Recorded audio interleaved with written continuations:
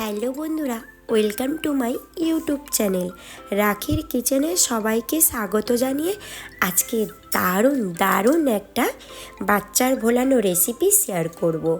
তো যখন বাড়িতে পাস্তা থাকবে না, খুব সহজে ঝটপট দারুণ একটা টেস্টি পাস্তা রেসিপি বাড়িতে বানাতে পারো।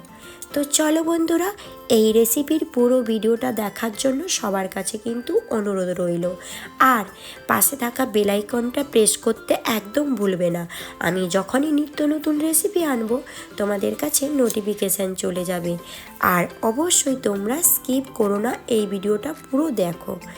আমি এখানে নিয়েছি অনেকটা রসুন আর দুটো টমেটো, কিছুটা পেঁয়াজ আর কিছুটা ধনিয়া পাতার ডাঁটাগুলো নিয়েছি কিছুটা। তো কড়াইতে বা তাওয়াতে পরিমাণ মতো বাটার দিয়ে এগুলোকে ভেজে নিতে হবে।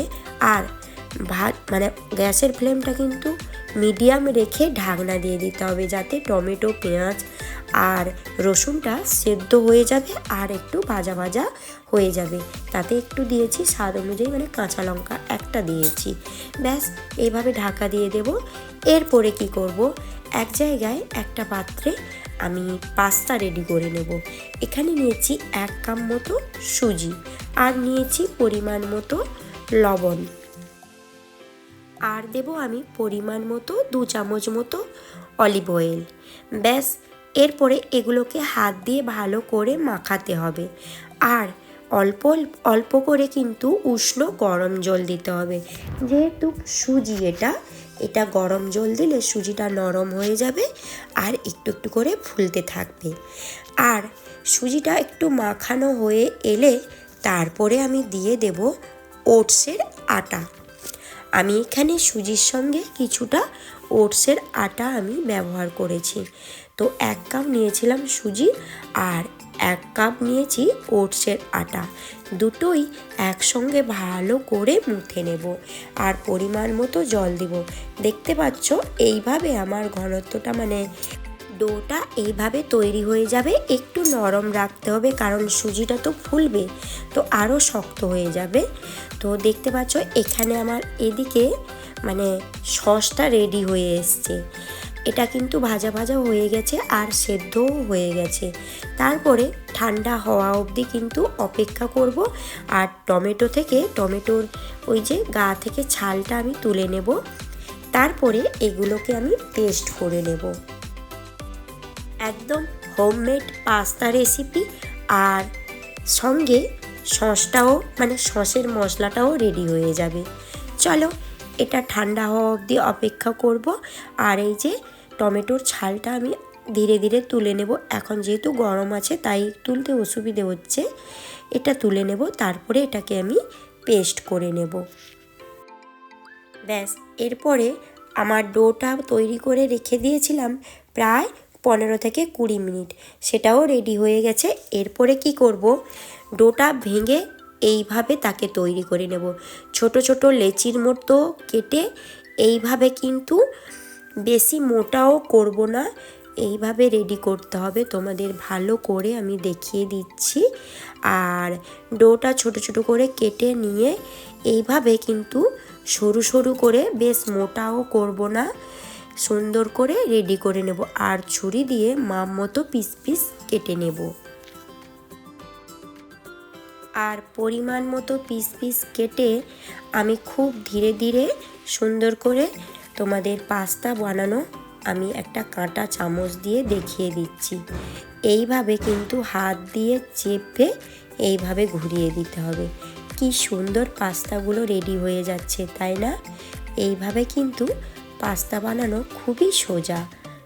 তো দারুণভাবে কিন্তু পাস্তাটা আমি তৈরি করে নিচ্ছি। তো তোমরাও কিন্তু বাড়িতে খুব সহজে হেলদি পাস্তা তৈরি করে নিতে পারো। আর বাড়িতে মার্কেট থেকে না এনে বাড়িতে কিন্তু খুব সহজে কিন্তু এইভাবে পাস্তা বানানো যায়। তাই সেটা আজকে কিন্তু তোমাদের প্রথম থেকে শেষ অবধি ভিডিওটা দেখে আমাকে লাইক, কমেন্ট, শেয়ার করতে একদম ভুলবে না। আর এখানে আমি একটা পাত্রে গরম জল বসিয়ে দিয়েছি, পরিমাণ মতো দিয়েছি আমি সাদা তেল কিংবা ঘি, যে কোনো জিনিস দিতে পারো। এরপরে পাস্তাগুলো তৈরি করে পাস্তা করে রাখা ওইগুলো জলে দিয়ে দেবো, কারণ জলে আমি এটাকে সেদ্ধ করে নেব। তোমরা দেখতে পাচ্ছ আমার সসটাও রেডি হয়ে গেছে। আর এখানে দেখো এগুলো সেদ্ধ হয়ে গেছে। যখনই মনে করবে উপরের দিকে উঠে এসছে, মানে তখনই ভাববে পারফেক্টভাবে সেদ্ধ হয়ে গেছে। এরপরে এগুলোকে একটা ছাঁকনিতে করে ছেঁকে নেব। যখন জলটা ফুটে আসবে কুকিং অয়েলটা দেবে, তারপরে পাস্তাটা দিয়ে দেবে, তারপরে সুন্দর সেদ্ধ হয়ে যাবে।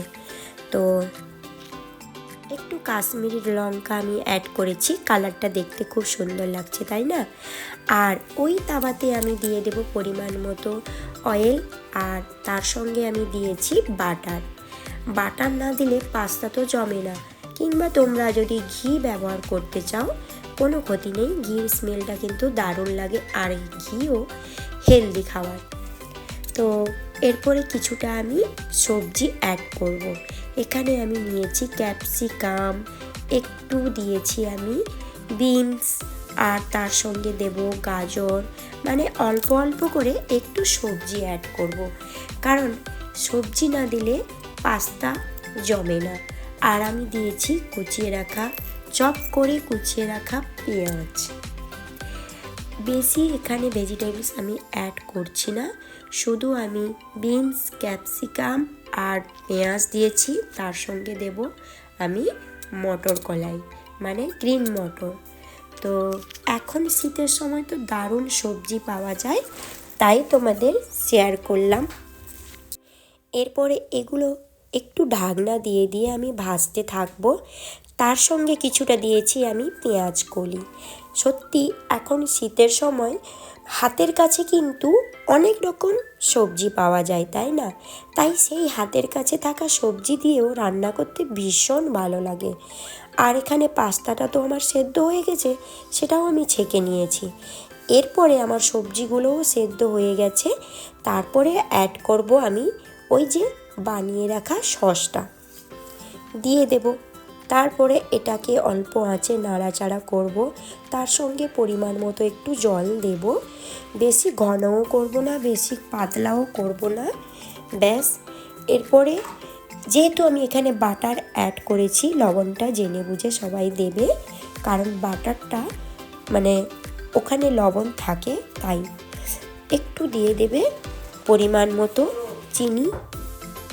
আর এরপরে আমি অ্যাড করব সেদ্ধ করে রাখা পাস্তা, আর বাটারের পরিমাণটা একটু বেশি রাখবে, খেতে কিন্তু দুর্দান্ত লাগবে। আর উপর থেকে আমি দিয়ে দিচ্ছি সুইট কর্ন, আর সুইট কর্নটা থাকলে তো দারুণ জমে যায় খাওয়াটা, তাই না? আর এইভাবে কিন্তু এখন শীতের সময় রাতে ডিনারে এমন একটা রেসিপি অবশ্যই বাড়িতে বানিয়ে খেতে পারো। বাচ্চা থেকে বুড়ো সবাই খেতে পারবে এই রেসিপিটা, তাই আমি তোমাদের কাছে শেয়ার করলাম। অবশ্যই ভালো লাগলে তোমরা কিন্তু আমার এই রেসিপিটা অবশ্যই বাড়িতে বানিও। আর আমার রেসিপি যদি ভালো লাগে, প্লিজ তোমরা আমার এই রেসিপির ভিডিওগুলো অনেক অনেক শেয়ার করে দেবে, আর অবশ্যই কমেন্টে জানিও কেমন হয়েছে।